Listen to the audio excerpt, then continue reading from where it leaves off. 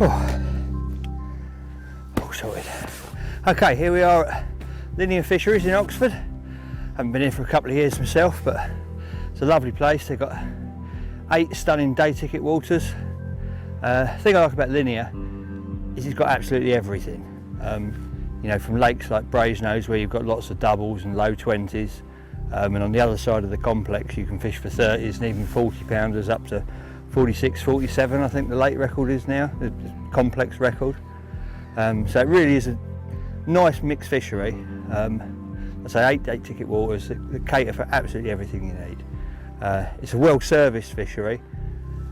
It's got toilets all the way around each lake, clean toilets as well, which is rare for a fishing lake. You can drive around all the lakes, you can drop off your gear behind your swims. You can even get takeaway food service to deliver straight to your bivvy, pizzas and curries at night. So it's nice and comfortable fishing. And I've decided today I'm going to fish Brasenose 2, one of the newer lakes on the complex. It's quite heavily stocked. I think it's got somewhere in the region of about 2,000 carp. But they're quite nice looking carp. Not the biggest carp on the complex, but a scaly fish. A few different strains. So I decided to start on here, maybe do 24 hours and see how I get on. The lake's fairly busy. It is bank holiday weekend, or bank holiday week. But there's a few swims empty. There's one I fancy here on the point. So I'm going to wander on down there and see how I get on.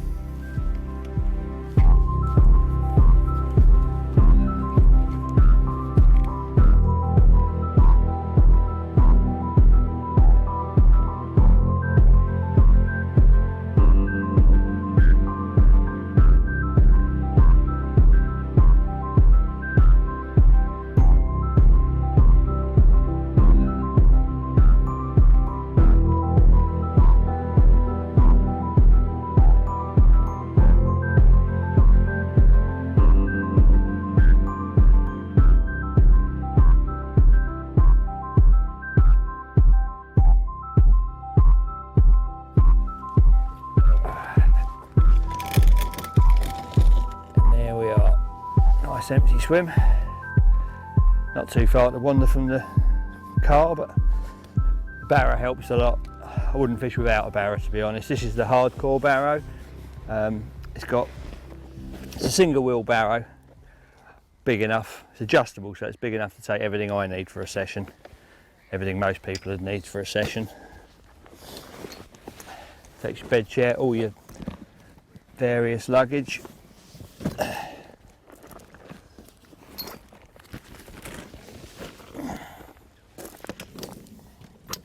Just makes life so much easier.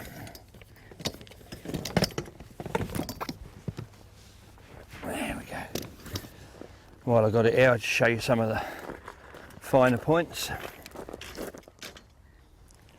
It's got fully adjustable front and sides, so no matter what sort of load you've got, wide bed chairs, normal bed chairs, you can just fit it up to the size that you want. You can leave it as such when you pack it away, or to reduce space if you've got a smaller car, just package it all down. Front's the same, front extends. It's good to extend the front and put heavy items on the front, gives you more of a loading over the front wheel, and that way it's lighter on your arms. The arms come off with these.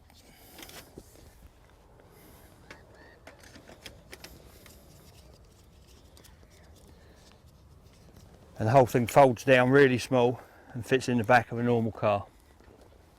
You don't even have to remove the wheel, you can just fold it up underneath, goes straight in the back. In fact, I'm putting it away now, so I'll show you.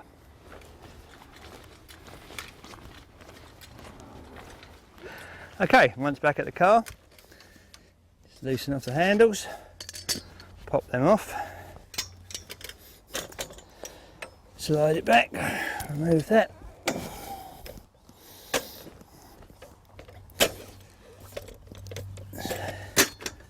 Simple as that. And in he goes, don't even have to remove the wheel. Takes up hardly any space, still leaves you plenty of room for all your gear.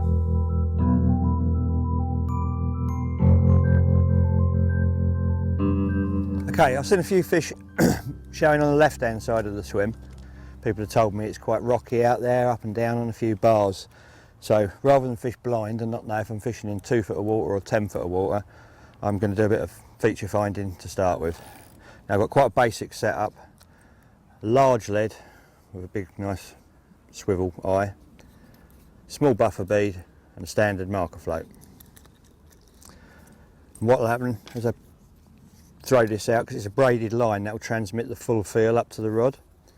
And pull this along the bottom, I'll be able to feel it tapping on the gravel, and by letting the line up a foot at a time, that will give me the depth of the swim in different areas. And then I'll be able to map out where the bars come up, where the gullies fall down, feel where the gravel is. When I get a smooth bit, I'll know that's silt. Then I'll be able to build up a picture of the swim and decide where I want to put my bait. To do this, I've got a dedicated marker rod, which will behave a lot better than just using a normal carp rod. Stiffer in the butt, got a more responsive tip section, and that will transmit the feel of the bottom down through the rod better, and I'll be able to understand what it is I'm pulling over. And a nice large reel loaded with 30-pound braid. Gets a lot of abuse, a marker rod, so it's always good to have a strong, reliable braid on there. Decent reel that's not going to let you down, and that's a dedicated marker rod. So let's chuck it out and see what we can find.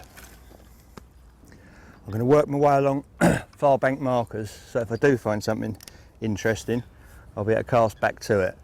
And for those I use the trees on the skyline, maybe bivvies on the bank, anything that's going to stand out, and I'll be able to remember that spot and cast straight back in the same direction.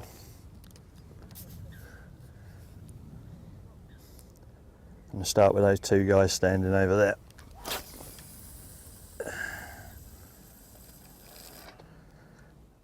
I'm going out beyond the area where I've seen the fish, because I don't want to spook them by repeatedly putting a 4-ounce lead on top of them. And then I'm going to slowly bring it back into the area. Straight away there I can feel that that's gravel. You can even see it from the tip, the way the tip's bouncing, pinging up and down, so that's pulling up either up a bar or across some gravel. So what I'm going to do is take a depth reading there.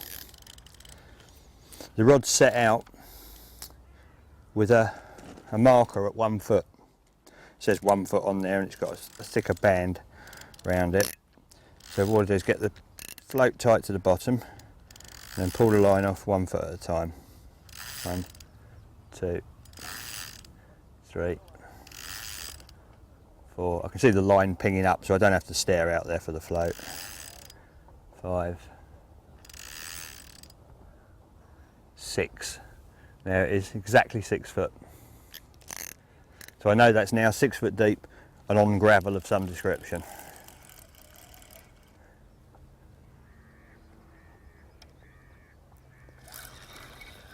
Pull back a rod length or two.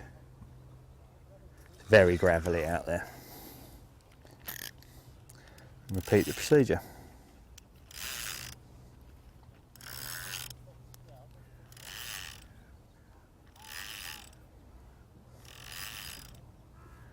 Again, still 6 foot, and that's over maybe 3 rod lengths, so that sort of indicates to me that it's a general gravelly bottom rather than a small pronounced hump.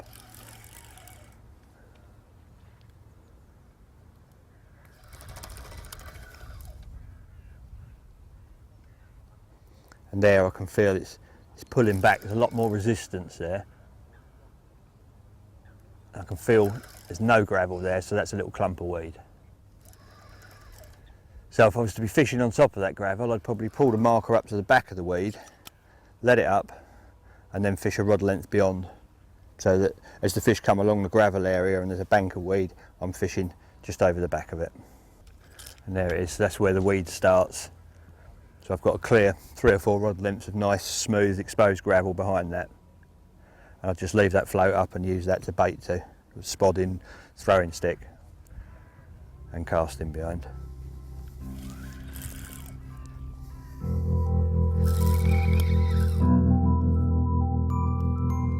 So much store is put on pinning your gear down and blending in with the lake bed these days. Obviously we're talking about terminal tackle. What are these leaders all about, Dave? Because I know, well, you actually mentioned it a minute ago when we were chatting. You actually never cast out without one of these now? No, I don't. No, I use them all the time. I've got a couple actually out of the bag here. What they are basically, they're a polyurethane leader, which quite a few companies market now. But all of these types of leaders have a clear mono inside, usually around 35-pound breaking strain, which you imagine a 35-pound piece of mono, it's quite stiff. So a lot of the leaders will sit up off the bottom, you know, and sort of defeat the object of what you're trying to achieve. And what we've done is we've developed this new style of leader, and it's actually got a braid running through it. Right. And it's the only one that has. So it's like a polyurethane coated braid, and that makes it so much more limp. A lot more supple, yeah. Yeah, so that obviously when that lays on the bottom, that's going to follow the contours of the bottom, whereas a stiff one with mono in is going to stick up. Sure. So I'd say it's not what you're trying to achieve. We do them in 3 colours and a clear to match whatever bottom you're fishing over. This is the muddy brown, and you can see that it's not a solid colour. It's sort of semi-translucent, if you like. You can see through to the coloured braid. Breaks up, doesn't it? Yeah. So it's like a clear coating on a coloured braid, but it's like a camouflage braid, if you like. Yeah. So it's in different sections, so that when that lays on the bottom, that breaks up the outline of it, which is exactly what you're trying to achieve. Camouflage. So what are the other two? That's a brown one. This is the brown one, and then we've got a silk, a sort of a blacky silk coloured one, real dark one, and then we've got a green one, which is various colours of green, for obviously fishing over weedy green, muddy brown and silky black.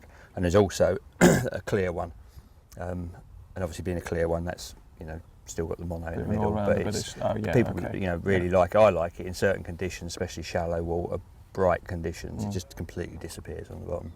Excellent. And I notice obviously it's looped at one end. It's looped at one end, and they're fused loops. They've got no edges. Right. It's completely and utterly smooth, which obviously is nicer for fishing. We didn't get any bits caught in it, but that really comes into effect when you go onto the helicopter or chod leader, which I'll show you in a minute.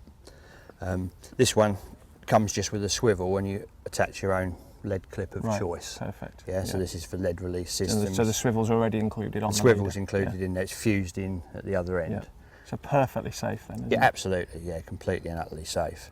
And you can use that for running lead, anything really. You know, a complete replacement for lead cores.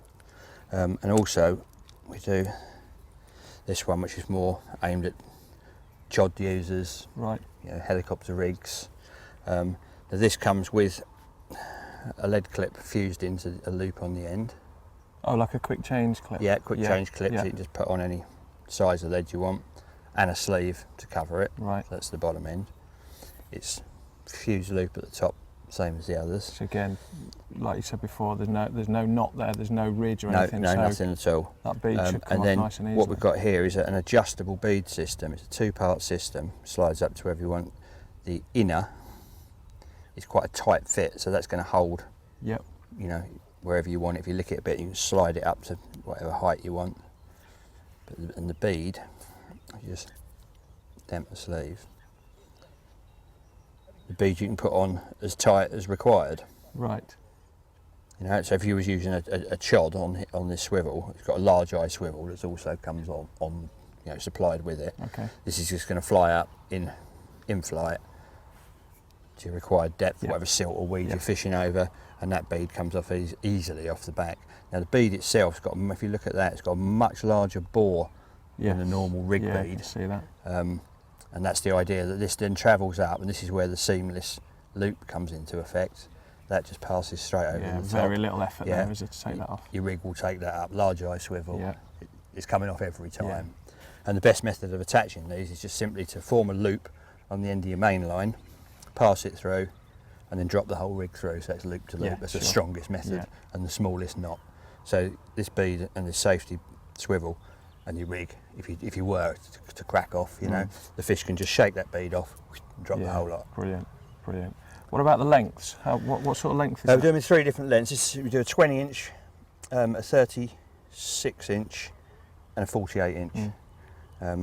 So covers all situations. Right, really. you'd use the shorter one if you're chucking it further. Yeah. The longer leader you use, the more distance you lose. You know, on the cast. personally, I mean 36 I think is perfect. It's a good all-rounder, yeah, it isn't gives it? you a nice Yeah. drop. Yeah. But there are situations where you may want a longer leader, depending what you're fishing through or on. Maybe you're fishing on top of quite a sharp bar and you want that extra bit of protection. Brilliant. I'm impressed with those. I really like those. Yeah, I think they're lots of features. I think all of them. I think they're the next generation Yeah. of this type of leader, without a doubt. The braid makes such a big difference to the finished product. Brilliant. Should we take a look at some in the water? Yeah, excellent. Right, as you can see here, even in this shallow gin clear margin, which is the most exposed you're ever going to get, where your fishing is going to be a lot more coloured than this, but even in these clear margins you can see clearly the bait sitting there, and then as you pan along the lead stands out, but once you get to the leader you can see that broken effect, the way it lays across that two coloured bottom there. Just appears like little pieces of straw, little strands of weed, blends in against the gravel. You compare that to a jet black or dark brown line of a lead core leader, and the difference is incredible. And you can see how it bends and wants to hug the bottom. Totally camouflaged. They're not going to pick up on that as a piece of fishing equipment at all.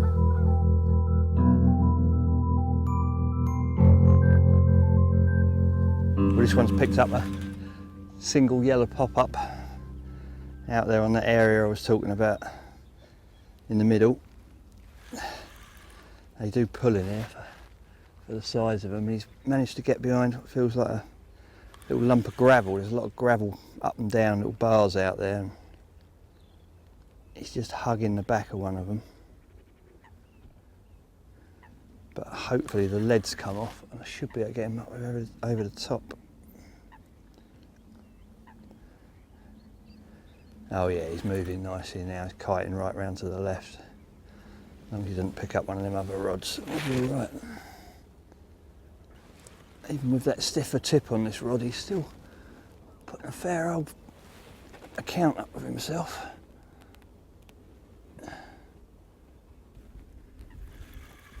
Every one you hook in here feels like a 30, but there's only 130 in here, so I doubt it.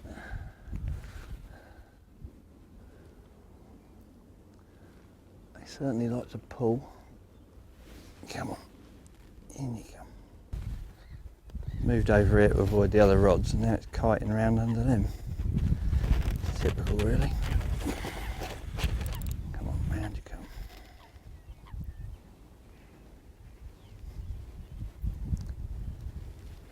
Here it comes. He's in the edge now. Our braided casting leaders on the spool. We're in.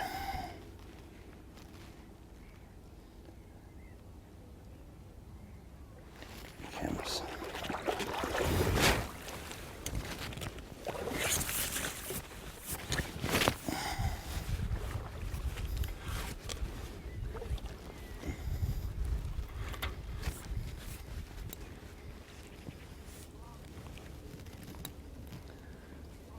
And he's in. He's out.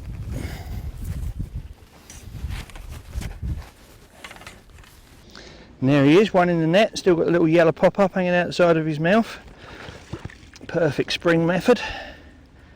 He's a nice little fish actually, chunky little one. Beautiful. Let's get him up on the bank and see what he weighs. Right, here he is on the bank. Typical brazen-nosed tube mirror. Look at them lovely little scale pattern inside there. Still got leeches on as well. I was saying about them being sort of holed up out there in their winter quarters. They're still covered in these little leeches. But they are starting to move about now and have a bit of a munch up. This one couldn't resist. Single yellow pop-up out there on its own. They're lovely fish. Imagine that when it's about 10 pound bigger, that'll be an absolute stonker. Lovely.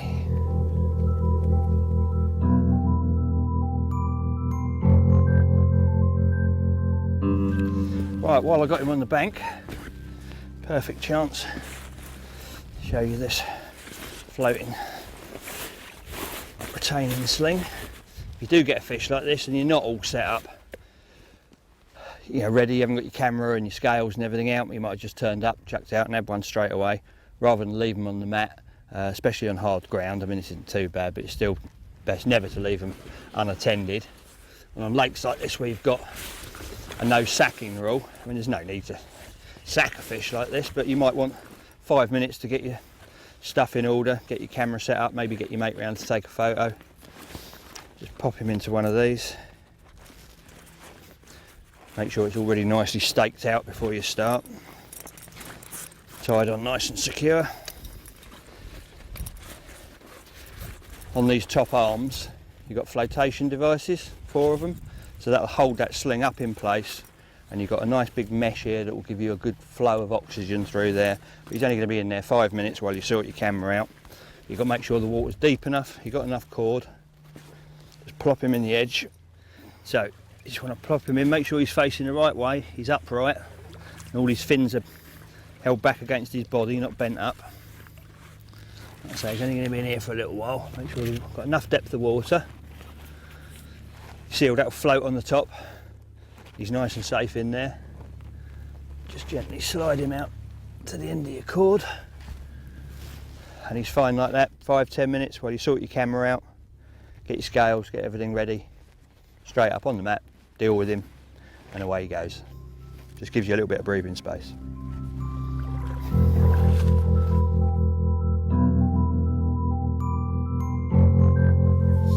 Right, it's quite important on these sort of waters that are well stocked. You know, if you get a bite, especially when the fish are shoaled up like they are at the moment, to get a rig out there as soon as possible on the same spot, because there's always a chance of another bite straight away.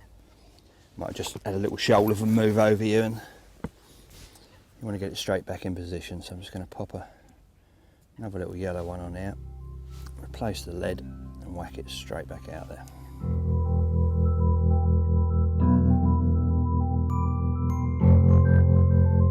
Right, for anyone that's spent a fair amount of time sitting on a bed chair like this looking out, they know how painful your back can get. You just sat hunched over all the time, but at the moment I'm as comfy as, because I've got my little bed mate. Just sits on top of the bed, adjustable like a deck chair, 3 positions, and just supports your back, and most importantly stops you sinking down into the bed chair and supports your lower section of your back, so you can sit there all day totally comfortable staring out at the lake. Lovely.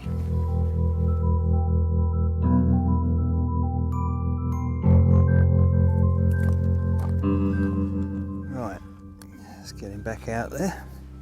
Although I'm fishing at maximum range and not clipped up, I've still got 3 file bank markers, so I know the direction he's going in. This is towards that big stand of trees in the distance there. It's always important to pick a high bank marker for a back marker, because when it gets dark, obviously anything on the bank that's got trees behind it you're not going to see. So I always go for treetops and pylons and anything on the skyline.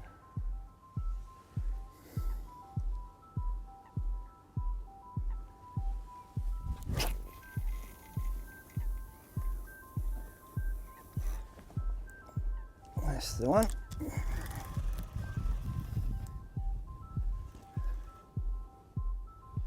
Perfect. So there's a few more out there.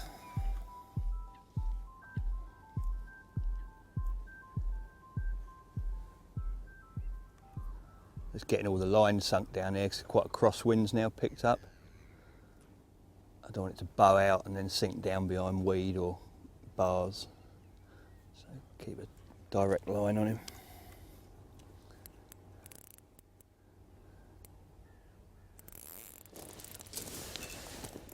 When I'm fishing with mono, always take the stretch out of it. If you fish with too tight a line, you don't get a very good indication. So although the bobbins are right at the top, there's actually no stretch left in the line. I just peel it off until I can feel that it's not slack, but it's not taut.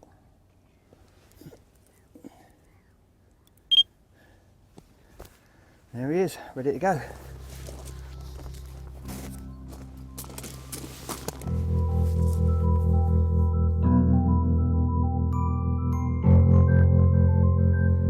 Right then, Dave, it's not something that I'm used to seeing you with, but obviously you're using a pod today. What's that all about? Yeah. No, it's not something I use an awful lot, but it's something that I always keep in the motor. I mean, the whole thing, although it looks like quite a big unit there, all packs down into this little bag, which I keep behind the seat in the car. Right. And it's handy if you turn up and you've got to swim like this. You know, especially if you're going to a lake you don't know. I've come up and stuck in the past. I went to a lake in France, and the swim that I'd chosen, there was just no way you were going to get a bank stick in. No. Didn't have a pod with me. It was a nightmare. You know, Oh, you end up with a bank stick at this angle and one at this angle, and the whole setup's wobbly and terrible. So it's perfect for that, and it's better than hammering. I can't stand people that hammer bank sticks. Yeah, in, nothing worse. You know, you set up, the fish might be 20 yards out. By the time you've got your 3 bank sticks in, they're 120 yards out. So a pod comes in perfectly handy for that. And this one, LITE-SPEED pod, it's completely adjustable. It adjusts in length, in height, front and back. The actual buzzer bars lift up on their own, so if you were taking it to France, for example, you know, and you've got like rocks and stuff in the edge and you want a typical French setup with the tips up in the air, it's capable of that. Right. Or if you want a low down setup like this for normal English fishing, it's adjustable to that as well. Looks the part as well, everything's just spaced nicely. Yeah. The rods look nice and neat on it, which it shouldn't matter, but it's very important these days, isn't it? It is, yeah. Yeah, people like everything to look nice, and it's very, very solid. You know, it's the way it's all braced, once it's up, it's completely rock solid.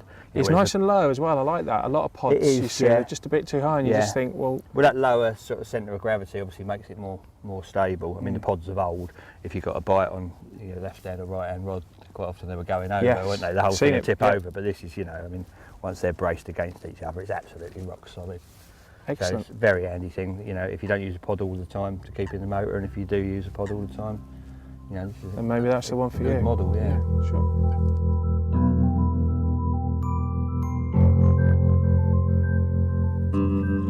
Just wound all 4 rods in to put fresh baits on and have a recast, and foul looked to fish on the way in, so I decided to drop one a little bit shorter and had a bite almost straight away. So maybe they've moved in a bit closer and that's why I wouldn't get so much action.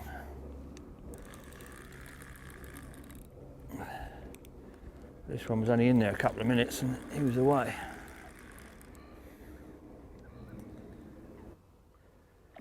Unbelievable these, they fight so hard, and then when they pop up they're half the size you was expecting them to be.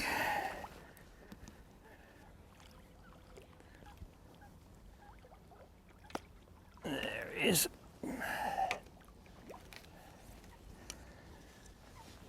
Lovely job.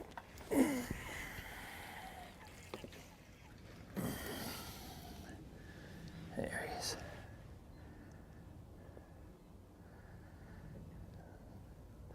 Nice little mirror.